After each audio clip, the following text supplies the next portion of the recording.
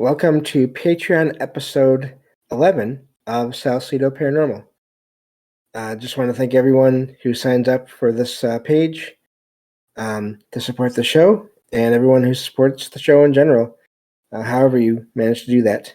And so with that, I think we can get on the stories here. Of course, I'm your host, James Salcido, and we can get right to the true paranormal stories from the web here, which is what I always do on these Patreon shows. So let me get to the file again, and we'll go from there. This first one says, I was going to say next one because I've recorded 2 episodes already tonight, but this first one says, a couple of nights ago, I woke up in the middle of the night to go to the bathroom.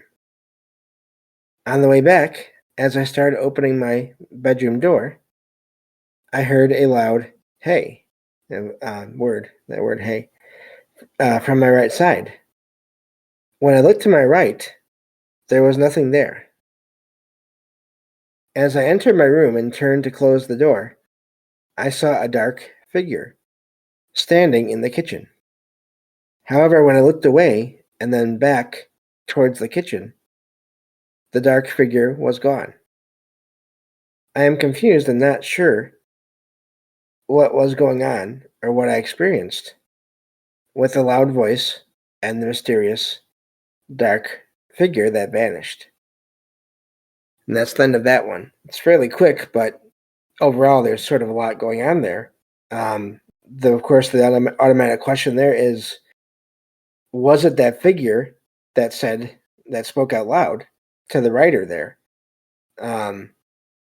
It's sort of, I think, at least for me, it's easy to jump to the idea that it probably was, but since the writer didn't see this figure there at the time, we can't know that for sure. But it is, if nothing else, seems unlikely that the two are not at least connected in the way that they are both paranormal, because this voice that came from nowhere and then this shadow figure both happened in the same space of time. I would wonder, again, was this someone trying to get the attention of the writer? And of course, then the question is why. But it's hard to know without more information, of course, with all these accounts. Usually there's very brief contact, unless it's sort of turns out to be a loved one that keeps on trying to reach out and get messages across, which does happen sometimes. Although a lot of times that's done through, I think in a lot of cases, done more through dreams and things like that. But so yeah, it's hard to say. But again, I was saying earlier tonight, as I'm recording all these episodes tonight, it's amazing how many accounts there are of shadow figures that I come across in doing these shows. They happen all the time. They show up all the time, I mean. But so yeah, was it the shadow figure that spoke to the writer there? Maybe they just hadn't materialized yet somehow. Maybe it takes time. Sometimes you hear about that. Sometimes it takes time for apparitions to show up and disappear. Other times they're really fast. And so I don't know how that works, obviously, but yeah, quite the experience there. In one night to hear a voice that they don't recognize and then see a shadow figure that is there 1 minute and then gone the next. So moving on to the next one here. Let's see. This one says, my father passed away early in May this year, and I brought his ashes home near the end of that same month. My father rented a room next door to mine and passed away in that same rented room. For the past few weeks, between 11 p.m. and 12:30 a.m., I have heard footsteps and the door to the room opening, even though the room has been stripped clean. The door requires force and makes noise when opened a certain way, indicating someone is physically opening it. A longtime family friend is now renting my father's old room, but is currently sleeping on the couch until he can afford a bed. One night around 12 a.m., midnight, I heard heavy footsteps and the door opening. I assumed it was the new roommate. In the morning, the new roommate asked if I had gone into that room, as the lamplight was on and the door was wide open. Only one other roommate, my cousin, had entered the room once around 10 p.m. to check for a house key. I have been hearing these sounds regularly for the past few weeks, around the same time each night, and I wonder if my father's spirit has not moved on. Can anyone explain what is going on here? And that's the end of that one. Sounds like a situation where family is sort of all living in one location. Family and their friends of the family are all living in one location, and maybe they have common areas in the house. I'm wondering if that's the case. But they rent out sort of the individual bedrooms. I don't know for sure, but either way, sounds like there's, at the very least, residual activity, even if it is sort of manipulating objects. Again, that's something, I wonder if that's a possibility. That's something I'll have to look into, maybe, if I can, if there's a way to look into that. But if not, then, yeah, it could be the spirit of the dad, or it's hard to say for sure. But it sounds like many people there are having experiences with it and hearing these things and finding the door open and the lamp on and everything. Yeah, it could be, but it also, you never know. I think I've heard reports of paranormal activity picking up in locations after someone has passed. And at first, the people think maybe it's the loved one that had passed on, but then things happen and they don't match with the way the person acted, or just out of character things happen. And so I wonder if sort of just the change in energy in a place when someone passes, and that's sort of on the minds of the other people in the place, or if they maybe they do, their spirit does visit there, but then that sort of opens the door to the possibility of other activity happening at the same time in a location, depending on how close the person was that passed to that location, as far as if it meant a lot to them, or I don't know. There's so many variables, as I always say, with all these things. But so yeah, I have no idea, but at least it's the writer there was able to verify it wasn't just them imagining things. They had other people in the house having experiences too. So moving on to the next one here. This one says, in the middle of the night, I woke up to light tapping at the window across from my bed. I had turned on light rain sounds on the TV before bed, which was playing in the background. The tapping turned into loud thumps, causing my heart to race and palms to sweat. It sounded like someone or something was standing outside the window, pounding on it, which was reasonable since the room was on the first floor. When I checked, let me see, there it is. When I checked the time, it was 3:15 a.m., the witching hour, in quotation marks there. Standing beside the window was a girl with long, dripping, wet black hair covering her face and body.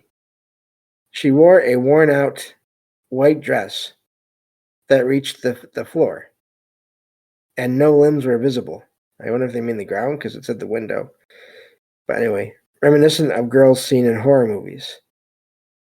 For 10 seconds, I stared, at the motionless figure, praying it was a nightmare.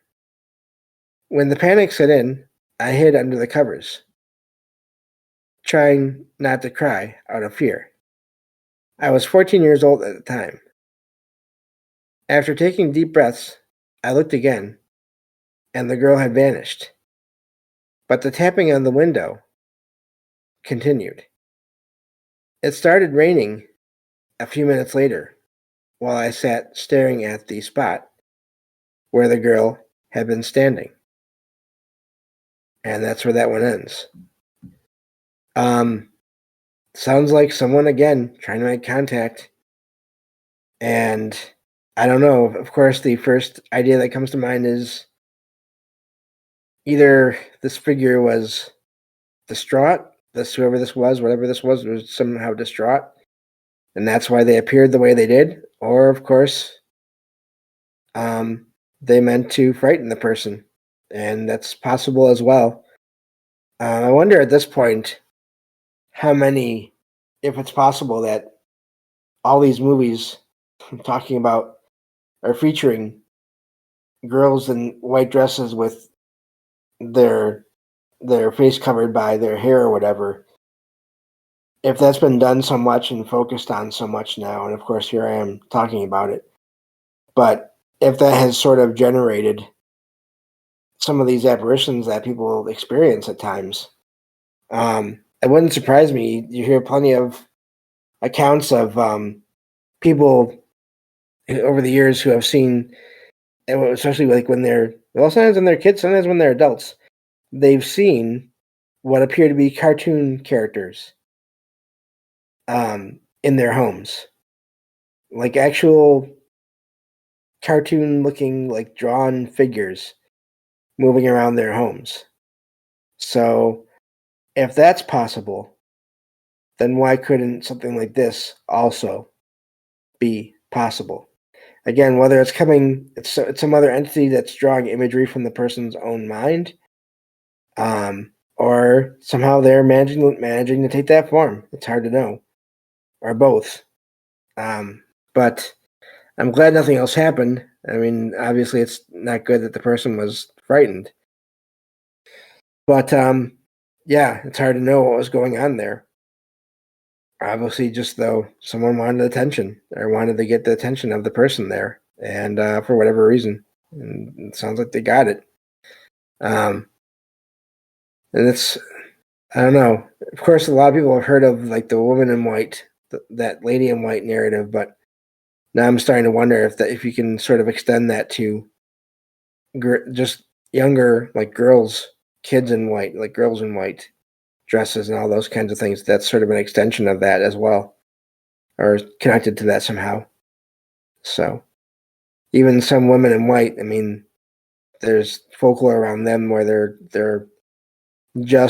they've just become like they're young, like late teens, or even mid-teens. So they're sort of in that in-between space of children, but also getting closer to being adults. So it could just be that could be connected, possibly.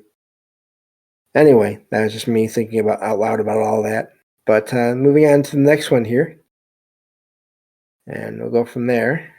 Get back to the file, and so this one says, "My family has lived in the same house since I was born, and I am familiar with every noise in the house. My sister is 6 years older than me. Her room is at the top of the stairs, directly in front of the staircase.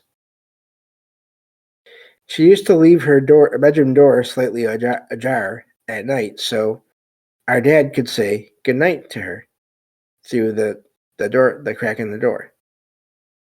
Our dad was always the last person to go upstairs to bed at night.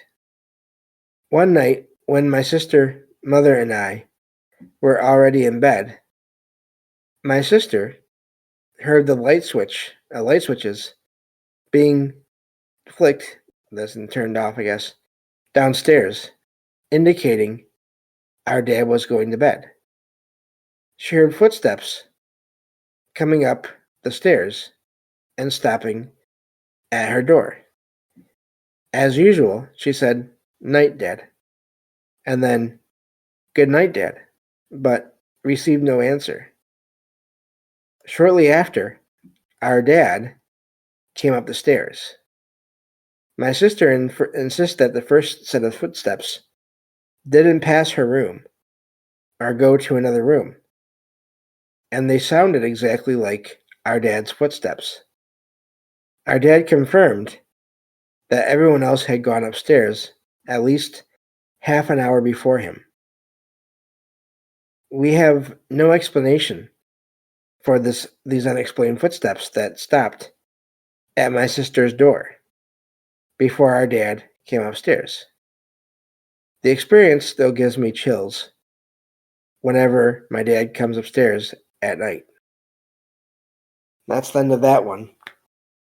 Could it have been some kind of residual of him doing that? I wonder.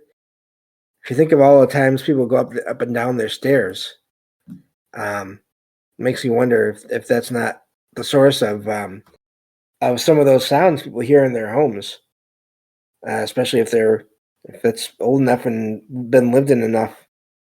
You hear that, how many reports have you heard of haunted houses or buildings where nothing really major happens, but we just always hear footsteps going up or down the stairs or up and down the stairs. But there's no sightings, there's nothing else that ever happens. I wonder how often that is residual. And especially if that was part of the dad's routine, I'd wonder, did he sort of stay up later that night than usual? Was it residual because he did that, and so the sounds just sort of mimicked what he would usually do at the right time? Hard to say for sure, but that's that's an odd one if nothing else really happened there, because that's sort of the residual angle is where my mind goes with that. But of course, I don't know. So moving on to the next one here. And let me see here. This one says, when I was in high school, my family went through economic difficulties and moved into an old house that had been used for storage for years. We cleaned and remodeled the house to make it livable again. During the remodeling, a cool breeze in one part of the house didn't seem strange due to gaps between the walls and the ceiling and poor insulation. However, even after the remodeling was completed, the cold breeze continued to occur about once every 2 weeks. The house was an old downtown building with no separation between the houses, forming a continuous block. The cold breeze happened in interior areas of the house where there were no windows, making it unexplainable. All 4 of us family members were able to feel the cold air, ruling out it being a personal experience. The cold breeze was harmless, but I never found an explanation for it. We eventually moved out of the house years later, never knowing the cause of the unexplained cool air. And that's where that one ends. To me, that one is amazing in a way, because it's so different from other accounts. It seems like usually if there's going to be air going through, there's going to be movement of objects or other things going on, or it's going to be an extreme case where there's a lot of other activity going on. for it to be just that one thing, and for it to be happening once in a while, even before and then after any logical source for this breeze has, I'm guessing, been boarded up or sealed.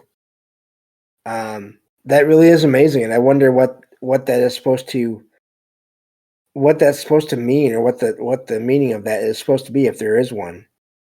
And I would think if it was going to be, if there was some kind of gap somewhere, but they would have to have two, I would guess, for it to sort of go through the house. You would find it at times when it was windy, or at least, I don't know. That's where my mind goes with that. But yeah, that's a neat story there, because again, like they say, it didn't really cause any harm, didn't do anything to frighten anyone. It was just this cool air that was going through the house once in a while, and with no clear reason for how it started, or how it stopped, or where it started and stopped. And that is amazing. That's sort of just the ultimate unexplained. You can't even really classify that easily as that's a ghost or a spirit, or that's a UFO, or that's a cryptid, or whatever. All it is a cool breeze that just happens once in a while in this house. I really like that one just because of that. It's so random and so simple. I mean, they use a couple words to describe it, just a cool breeze or cool air. And yeah, it's yeah, Ricky in the chat, hello Ricky there, says sounds residual, and that could be too. And again, going back to the idea of residual energy having effects on the environment, physical effects. Maybe that is the case. Pretty amazing sounding though. Yeah, just in the way it's, in that it's so overall, it's so peaceful. There's nothing else going on there. So yeah, I wonder. It makes me want to look now for other similar accounts like that, where it's just random, unexplainable breezes,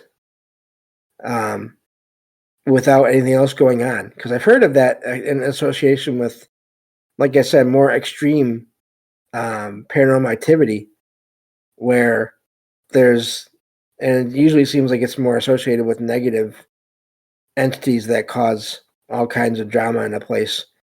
But it doesn't sound like that was what was going on there. So yeah, maybe it was a residual thing. That's a good point, and could be. Definitely not enough time to read another story in this episode, but that's okay. But yeah, thank you all, for those of you that sign up for the Patreon. I really appreciate it.